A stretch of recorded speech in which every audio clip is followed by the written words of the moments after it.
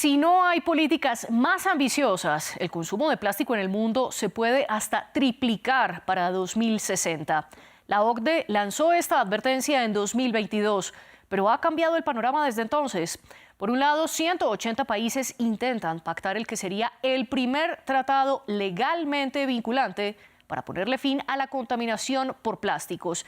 Y en la última ronda de negociación que se realizó en París, hubo avances, pues acordaron escribir el primer borrador del pacto. Pero de otro lado, la realidad muestra que solo el 9% del plástico que se produce se recicla, según la OCDE, y el resto termina en vertederos, se quema o terminan, por ejemplo, en los océanos. Hoy en el debate discutimos qué hace falta para frenar esta contaminación a propósito del Día Mundial del Medio Ambiente que se conmemora el 5 de junio. Para analizar el tema, hoy nos acompaña desde Quito María Inés Rivadeneira, oficial senior de políticas de WWF Ecuador y coordinadora de políticas para WWF América Latina y el Caribe. Y en Ginebra, Suiza, está Andrés del Castillo, abogado senior del Centro para el Derecho Internacional Ambiental. No olviden ustedes, nuestros televidentes, que también hacen parte de este debate. Puede dejar sus comentarios y preguntas a través de las redes sociales. En Twitter, Facebook e Instagram nos encuentran como @France24_ES. Y pueden comentar con la etiqueta numeral el debate F24. A mí me encuentran como @MariaClaguirre. Todos los contenidos de nuestro programa están también disponibles en Apple Podcast, Spotify, Deezer y TuneIn. Ahora sí quiero darle la bienvenida a nuestros invitados, empezando por usted, María Inés. Gracias por estar aquí con nosotros. Empecemos por dar un panorama general de qué se necesita para poder reducir la contaminación por plásticos en el mundo. Muchas gracias por la invitación. Qué gusto también compartir este espacio con mi colega. Esta pregunta quisiera empezar señalando que pese a los esfuerzos que se han hecho en los últimos años en algunos países, por ejemplo en América Latina, casi un total de 20 países cuentan con políticas de algún tipo relacionada con el uso del plástico, siguen siendo como iniciativas aisladas que no permiten avanzar en unas regulaciones más robustas y ambiciosas hacia detener definitivamente esta contaminación por plásticos. Como ya has mencionado tú, el hecho de que cada vez estén ingresando en el ambiente diferentes tipos de plásticos hace que estemos enfrentando un problema de salud para la humanidad, pero también para el ambiente. Y es por eso que es importante avanzar en un tratado que sea vinculante, pero también en regulaciones que sean estrictas sobre la producción y el consumo. Es decir, tanto necesitamos de políticas públicas que sean de nivel global vinculantes como de políticas nacionales, pero también necesitamos cambiar el comportamiento sobre la producción y el consumo, avanzar hacia un consumo responsable y hacer reglas claras sobre la producción, especialmente de aquellos plásticos que son altamente contaminantes y riesgosos para la salud. Usted habla de dos componentes vitales en toda esta discusión y es, por un lado, la producción de plástico y, por el otro lado, el consumo. Abordemos primero la producción. Andrés, gracias por acompañarnos aquí en el debate. ¿Cuál es el panorama que usted nos da sobre la cantidad de toneladas que se producen de plástico en el mundo cada año? Sí, muchas gracias, María Clara, a ti, al equipo de producción y a la audiencia. Desde acá, desde Ginebra, Suiza, les mando un saludo y estamos muy agradecidos por la invitación para la celebración también del Día Internacional del Medio Ambiente. Creo que este debate es más que adecuado. Y sobre tu pregunta de la producción, obviamente los datos que nos ofreces, según la OCDE, la amenaza de triplicar la oferta de plástico de aquí a 2050 o 2060 es inminente, se está poniendo en práctica ya, existen muchas inversiones yendo en esa dirección de abarcar la industria petroquímica. Si no se hace nada, no habrá ningún sistema de gestión de desechos que pueda controlar eso. Esto no quiere decir que lo que se quiere es acabar con el plástico, pero se quiere controlar una sustancia que está fuera de control y sabemos que es una de las 3 sustancias más producidas en el mundo y necesitamos una especie de control, saber qué plásticos van para el consumo y qué plásticos son para uso industrial. Hoy en día no tenemos ninguna frontera y los plásticos se mueven de un lado para otro, desde el plástico que se utiliza para un casco para proteger a un trabajador de una obra, es el mismo plástico ABS que se utiliza para hacer los Legos que se ponen los niños en la boca. Entonces necesitamos una especie de control, no solamente en la cantidad de producción, pero también en los usos y las aplicaciones, como decía María antes.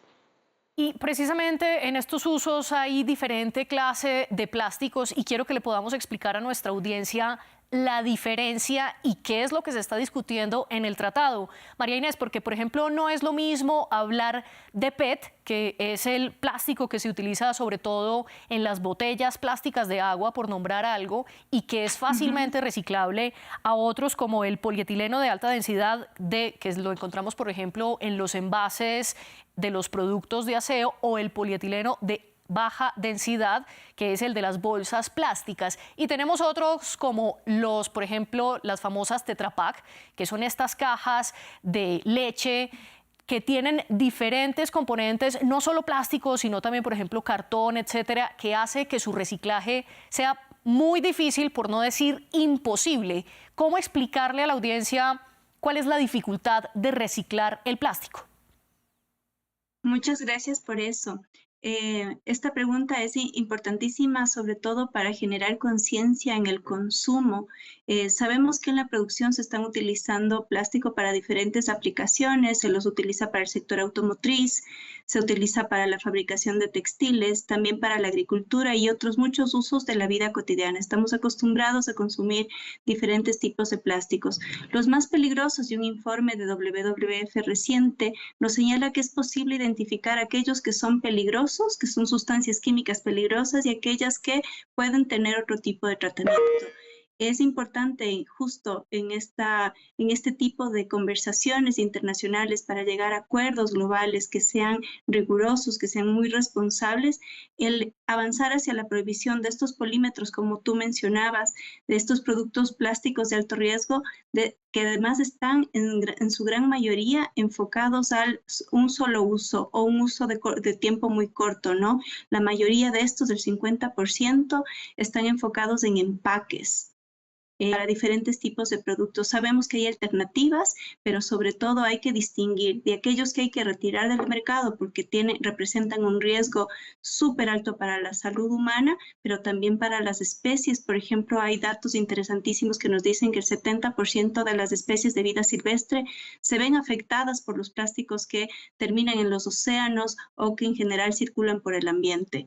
Entonces, esta distinción creo que es la más importante para la ciudadanía, saber que la mayoría de plásticos que se utilizan en empaques, que son desechables de muy de corto alcance, ¿no? Que se pueden usar una vez o que se usan por muy corto tiempo, son los más peligrosos.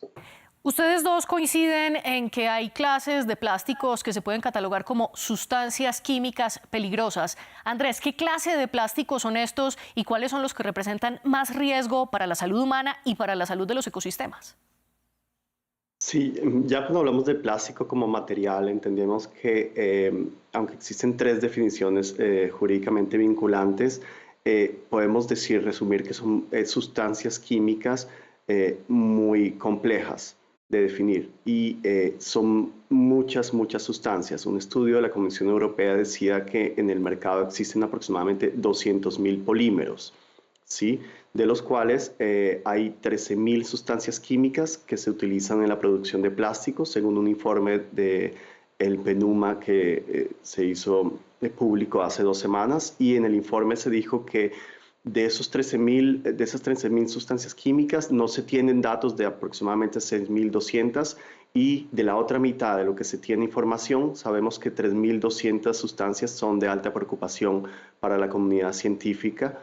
¿Por qué? Porque son sustancias que pueden tener consecuencias a nivel de toxicología, a nivel del sistema endocrino o a nivel de la bioacumulación. En este caso hablamos de diferentes familias o grupos de familias como los PFAS o los bisfenoles, que se conocen también como BPA, que es una clase de bisfenol, pero es una familia también. BPS puede ser igualmente tóxico. Entonces estamos hablando de muchos sustancias químicas que se utilizan en la producción de plásticos, y esta complejidad del material por la cantidad de sustancias que se utiliza también es un problema, no solamente para el medio ambiente, sino también para la biota y para la salud humana. Y lo que se quiere llegar con este tratado de plástico es un poco, a través de la simplificación química, mirar cómo se agrupan estas sustancias y se clasifican como sustancias de alta preocupación a nivel grupal y no una por una, como se viene haciendo a nivel mundial. Porque a nivel mundial más o menos solo hay 128 sustancias o 130 que están reguladas a través del Protocolo de Montreal o de la Convención de Estocolmo. Andrés, es decir que el resto de las 13.000 sustancias de plástico que pueden ser potencialmente tóxicas siguen produciéndose y consumiéndose en el mundo. Exactamente, podríamos decir que a nivel nacional existen aproximadamente 1.000 de esas sustancias que sí están controladas por jurisdicciones nacionales o por países, pero a nivel internacional solo 130. Entonces, eso es lo que se busca con este tratado, un poco controlar las sustancias y permitir aquellas que demuestran que los datos son suficientemente confiables para entrar en el mercado. Bueno, pero entonces quiero preguntarle a María Inés, ¿qué se puede hacer mientras llega el tratado? Porque apenas van 2 de 5 rondas de negociaciones que se espera se puedan extender hasta el 2024, y en caso tal de que pacten un acuerdo internacional legalmente vinculante, sería más o menos para el 2025. E incluso así, en la segunda ronda hubo acciones dilatorias como debates sobre los mecanismos de participación y prolongación en los debates. ¿Qué hacer mientras este pacto se hace y qué pasó en esta reunión de París? Esta pregunta voy a separarla como en dos respuestas. Entonces, primero, como qué podemos hacer mientras tanto. Creo que es muy importante, a medida que va avanzando la ciencia, ir identificando esta información que, como mencionaba mi colega, es muy compleja, pero que puede permitir identificar cuáles son las mejores políticas y regulaciones a nivel nacional para reducir la producción de aquellos contaminantes, de aquellos materiales riesgosos, y también promover el uso de aquellos que no se pueden sacar del mercado, el reciclaje o el reuso de ciertos materiales, ¿no? Entonces creo que ir a la fase de regulación y control de la producción es importantísimo. Creo que también es importante el rol que juega la ciudadanía en tener mayor conciencia sobre el consumo, y sobre generar también como algunas alternativas frente a este problema de contaminación tan grave. Por otro lado, lo que está sucediendo en París, como bien mencionas, hay varias series, hay varias rondas de negociación. Ahora estamos en la segunda ronda, la siguiente se va a celebrar en noviembre en Kenia, y estamos avanzando en cuáles van a ser estos mínimos que van a permitir la construcción de este tratado. Ahora se tiene un primer borrador. Entre las decisiones más importantes está justamente el poder clasificar estos materiales riesgosos, el generar estas previsiones sobre estos polímeros y productos de alto riesgo, pero también la reducción de la producción y consumo, que es algo que ya mencioné, la promoción de la reutilización y reciclaje, la gestión responsable de desechos y plásticos. Algo que para WWF es súper importante y que quisiera destacar es que también se debe considerar en este proceso una transición justa para aquellas personas que están involucradas en todo el ciclo relacionado con el plástico, ¿no? Si estamos fomentando salir de estas formas de producción que están contaminando y que están dañando el ambiente y la salud humana, también es importante saber que se deben crear alternativas para que estas personas puedan incursionar en otro mercado laboral con las capacidades adecuadas, tomando en cuenta que en todo el circuito del plástico hay trabajos formales e informales, y en el sector informal también se encuentra una población bastante vulnerable, como son las recicladoras y recicladores de base. Entonces sí queremos avanzar, pero creo que se puede hacer una combinación paralela de iniciativas a nivel nacional mientras se avanza con el ámbito global hacia este acuerdo vinculante.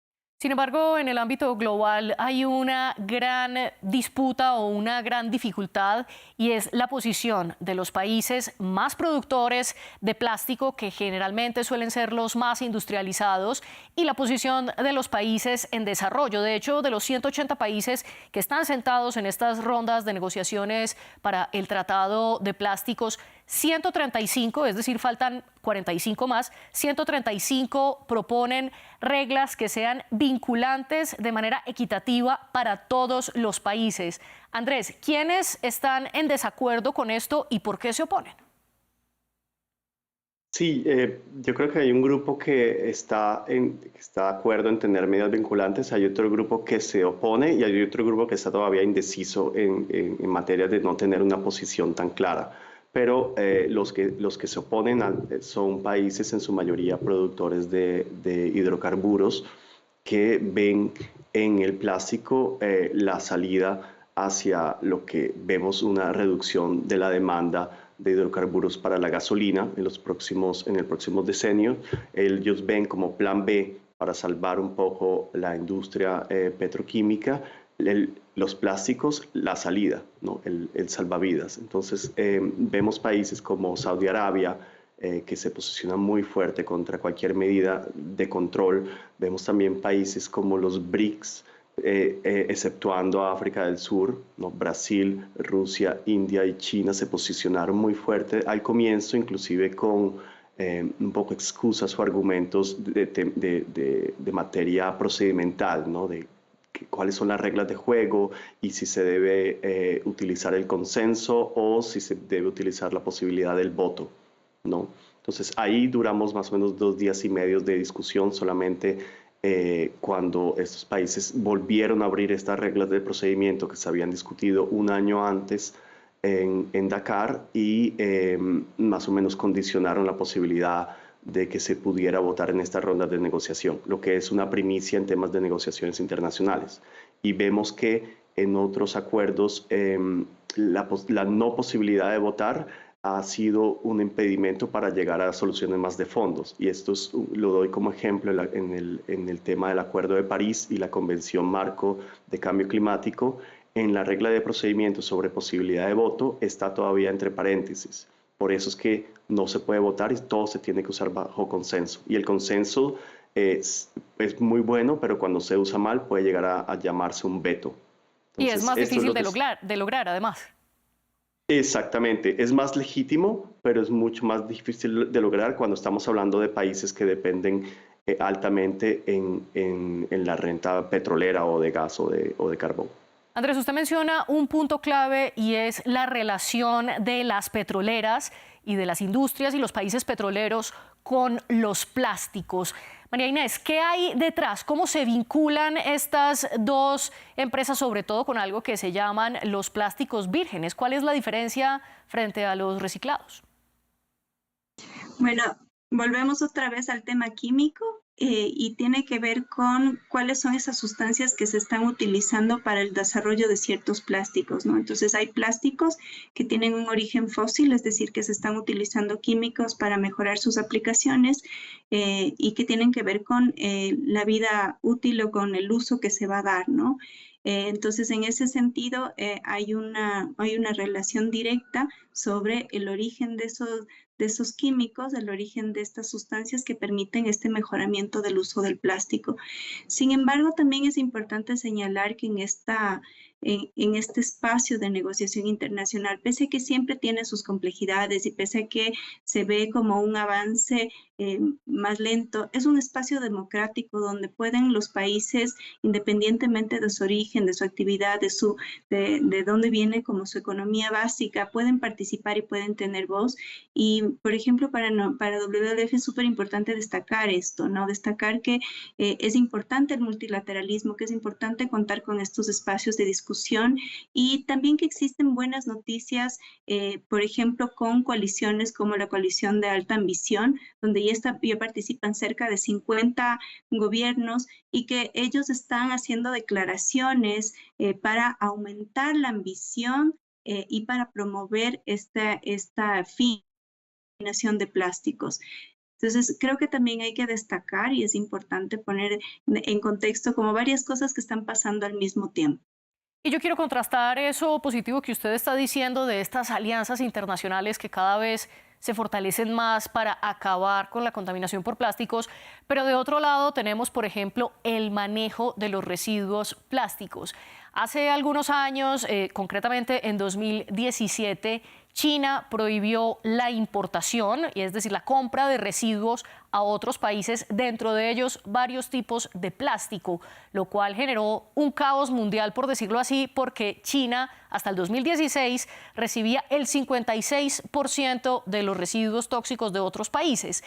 Y esto hizo que países como Estados Unidos, Canadá o incluso miembros de la Unión Europea comenzaran a enviar su plástico, la basura de plástico, los residuos, a otros países vecinos como Vietnam o Tailandia. Luego, en 2019, estos países comenzaron a oponerse a recibir esos plásticos. Hoy por hoy, ¿dónde están estos residuos y qué está pasando con los países más productores de plástico? ¿A dónde están tirando su basura, por decirlo así, Andrés? Sí, claro, este es uno de los lados oscuros de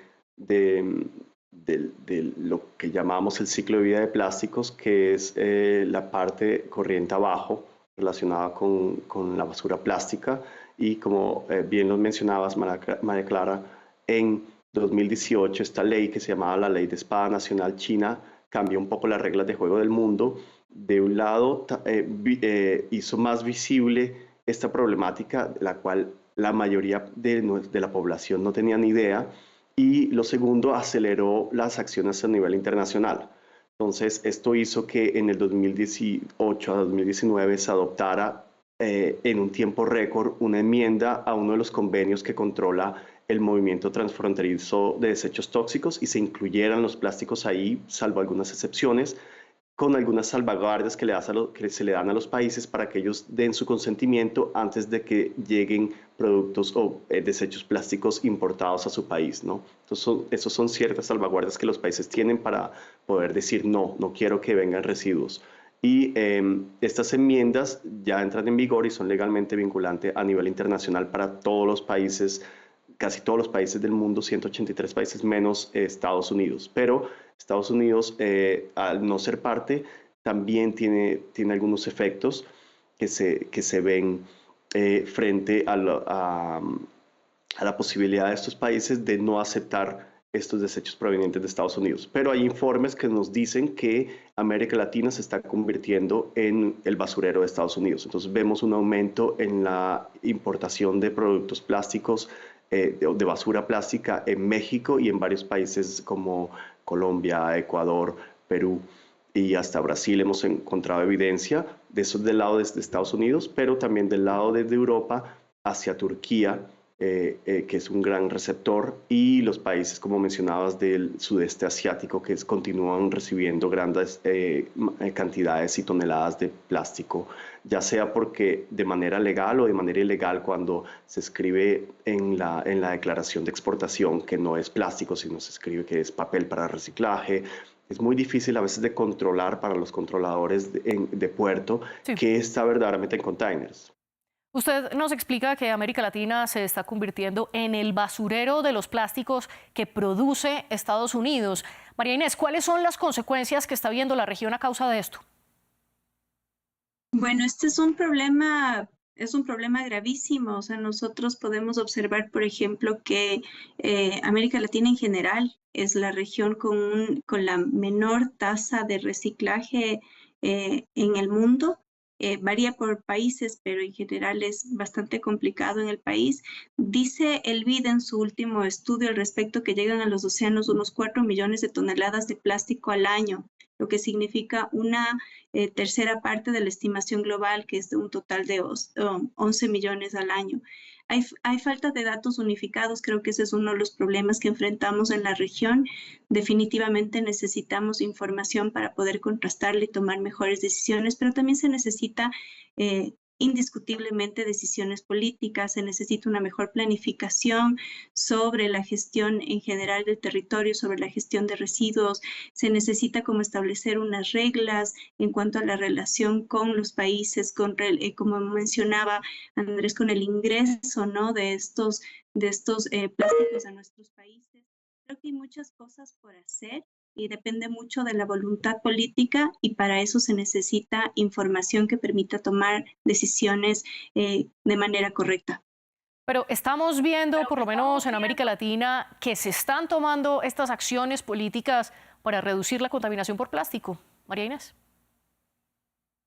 Mira, es interesante porque sí se observa que hay algunas decisiones, depende mucho de los países, sí se ve un avance en términos de tomar decisiones, pero no necesariamente que están orientadas a corregir como el ciclo completo del plástico. ¿Qué es lo recomendable? Lo recomendable es que se empiece la mano de cómo se gestiona el territorio, cómo se... Estamos teniendo fallas en la conexión con nuestra invitada María Inés Rivadeneira. Le paso entonces la pregunta a usted, Andrés, ya no solo en América Latina, sino si estamos viendo una voluntad política determinada a frenar la contaminación por plásticos o todavía falta mucho camino por recorrer en ese sentido. Sí, claro que existe voluntad y desde América Latina hemos observado desde antes del comienzo de las negociaciones liderazgo por la parte de diferentes países, Ecuador, Perú y Chile, podríamos decir que son los líderes en la materia. No falta agregar que el presidente de este comité intergubernamental de negociación, que es como se conoce el comité donde se negocia el tratado ahora, es el embajador Gustavo Meza Cuadra, que ha hecho un trabajo fenomenal y lo seguirá para las últimas 3 rondas de negociación el viceministro de Ecuador, Luis Vallas. También vemos desde Costa Rica un liderazgo, como siempre, en temas ambientales. Colombia se ha sumado al tema. Lo que vimos en la última negociación fue un poco el cambio, el viraje de un Brasil y una Argentina más precavidos y Guatemala y Cuba y Venezuela también un poco más precavidos y alineándose un poco con estos países que querían un poco distanciarse de la negociación de fondo y seguir en estas negociaciones procedimentales, pero sí vemos una ambición en América Latina. Ahora, en el mundo también existe esta ambición. Lo que pasa es que muchas veces hablamos lenguajes diferentes, inclusive es en la ONU, ¿no? ¿Qué se entiende por contaminación por plásticos? Para unos sería solamente los detritos en el medio ambiente que causan daños. Para otros es todas las emisiones y los riesgos del plástico desde su producción, consumo, uso, desecho y fugas, ¿no? Entonces también depende, y esto es lo que se está intentando negociar y lo que se está intentando llegar a un acuerdo. ¿Cuál es el alcance de este tratado que se debe cubrir? Pero sí existe voluntad porque a nivel de cambio climático también hay un vínculo muy fuerte y sabemos que la agenda climática sigue en el top de la agenda multilateral y sabemos que los plásticos, como dijo hoy en día en el mensaje del Día Internacional del Medio Ambiente el secretario general de Naciones Unidas, los plásticos son energías fósiles de otra forma y esto, entre más plástico producimos, más hidrocarburos quemamos y más exacerbamos la crisis climática, ¿no? Entonces, estos mensajes que vienen de lo alto también demuestran la ambición. Como usted lo mencionó ahora, el plástico es el plan B de las petroleras. Y en ese sentido, la OCDE afirma que el plástico es responsable, por lo menos en 2019, del 3,4% de los gases de efecto invernadero que se produjeron en todo el mundo. Es una cantidad enorme comparada con el petróleo o el gas. Sin embargo, no es mayor, por supuesto, a estos combustibles fósiles, al menos de manera directa. María Inés, teniendo en cuenta la conexión de la que nos habla Andrés entre la producción de plástico y la contaminación y el calentamiento global y la crisis climática, ¿qué tanto impacto pueden tener países como los latinoamericanos sabiendo que no son tan productores de plástico versus una China, un Estados Unidos, una Unión Europea? Es decir, en la balanza final del impacto del plástico en la crisis climática, ¿realmente es suficiente que los países del sur pacten acuerdos para frenar la contaminación o esto se necesita de todos los países? Varios elementos en este sentido. O sea, primero, en el marco del cambio climático, uno de los sectores de mitigación es el de residuos. Entonces, definitivamente sí se puede aportar con la reducción de los gases que se emiten en vertederos de basura, por ejemplo. Eso es importante señalar. Sin embargo, también hay que decir que América Latina emite aproximadamente el 8% de gases de efecto de invernadero globales, ¿no? Entonces, hay algo en materia de cambio climático que se llama responsabilidades comunes pero diferenciadas, que justamente buscan resaltar esto que tú mencionas, que es decir, los países que más producen, más responsabilidad también deben tener a nivel internacional sobre las consecuencias de esta producción. Y países o regiones como las nuestras, que son más vulnerables a los efectos negativos del cambio climático, necesitan no solamente creación de capacidades y recursos, sino también asumir compromisos, pero diferenciados de acuerdo a sus condiciones nacionales.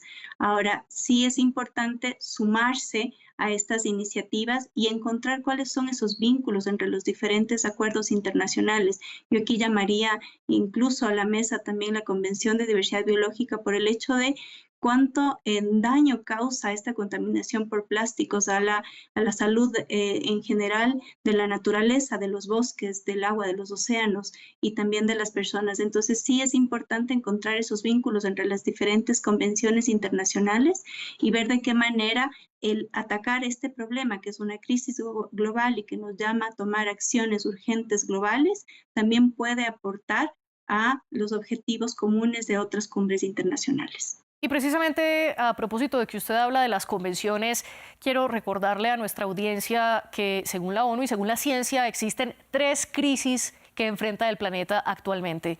La primera es la crisis del cambio climático, la segunda es la crisis por la pérdida de biodiversidad y la tercera es precisamente por contaminación, donde el plástico no es el único factor, pero es un factor determinante. Y frente a la primera crisis, la climática, existe un convenio internacional vinculante que es el Acuerdo de París. Para la segunda, la pérdida de biodiversidad, también existe un acuerdo vinculante que es el Convenio de Diversidad Biológica que mencionó María Inés. Y para la contaminación aún no existe un tratado legalmente vinculante que reúna y que obligue a todos los países a respetarlo. Andrés, ¿qué tan lejos estamos de lograrlo, especialmente en materia de plásticos? Yo creo que estamos un paso más adelante después de la decisión que se tomó en la segunda ronda de negociación en París de darle la posibilidad, la potestad al presidente del Comité Intergubernamental de Negociaciones de escribir el borrador cero, que es como se conoce este primer borrador donde los estados pasan de una etapa de discutir cuáles son las soluciones a negociar directamente sobre un texto. Entonces, esta reunión que tendrá lugar en Nairobi, que es la tercera ronda de negociaciones en noviembre, será una reunión pivote donde ya los estados empezarán a negociar y esperamos que de aquí a 2025 se tenga ya la posibilidad de hacer una conferencia diplomática, que es como se cierran las convenciones normalmente para la adopción, para que se adopte por la mayoría de estados. Estamos muy cercanos y también hay que ser positivos y desde América Latina decir que existen reemplazos, y en América Latina es muy bueno en servicios de reparación, por ejemplo, en alternativas y sustitutos a los plásticos, y hay mucha potencialidad en la parte de lo que se puede generar y contribuir desde América Latina, ya se está haciendo. Bueno, y para ir cerrando nuestro debate, hemos discutido hasta ahora el papel de las industrias productoras de plástico, el papel de los gobiernos al momento de determinar políticas y finalmente quiero hablarles y preguntarles del papel del consumidor. Si bien no debemos trasladar toda la responsabilidad de la contaminación por plástico a los consumidores, ¿ustedes qué pueden recomendarle a las personas en sus casas que pueden hacer para disminuir la contaminación por plástico, Andrés? Y esta ya sería la idea de conclusión. Lo primero para que no se contaminen sus propios cuerpos es no calentar ningún plástico a más de 65 grados centígrados, porque cualquier plástico comienza a emitir o a desprender sus aditivos cuando se calientan. Eso es lo primero. Lo otro, no utilizar ollas que estén recubiertas con teflón, porque esto está producido con PFAS, y de resto intentar ir hacia alternativas y sustitutos según sus posibilidades, sabiendo que necesitamos un cambio más sistémico donde haya opciones que sean abordables y que el consumidor también pueda comprarlas. María Inés, ¿y cuál es su conclusión al respecto? Estamos acostumbrados o acostumbradas a tener un sistema que es insostenible social y ambientalmente, y es el de producir, usar y desechar. Creo que podemos llamar a un ejercicio de transformación que nos permita, a través del cambio de comportamiento, primero dejar de producir aquello que es altamente contaminante, que es dañino para la salud, como decíamos, de las personas y de la naturaleza, pero también llamarnos a tener como otro tipo de comportamientos y buscar cuáles son esos otros materiales que desde los mismos procesos biológicos podemos utilizar como empaques que pueden evitar esto del un solo uso, de uso de corto tiempo. Creo que hay muchas alternativas y con mucha alegría podemos ver también que hay cada vez más personas que se están sumando a esta conciencia de ver la cadena de valor y no solamente uno de los elementos del problema o de esta crisis global de plásticos. Bueno, pues muchas gracias a ustedes, María Inés Rivadeneira, oficial senior de políticas de WWF Ecuador, y también a Andrés del Castillo, abogado senior del Centro para el Derecho Internacional Ambiental. Gracias por estar con nosotros en el debate y gracias a ustedes, nuestra audiencia, por elegir a France 24. La producción de este programa estuvo a cargo de Luis Fernando Montes y la producción de los invitados con Tania Herrera. Ustedes sigan con nosotros porque tenemos más información internacional.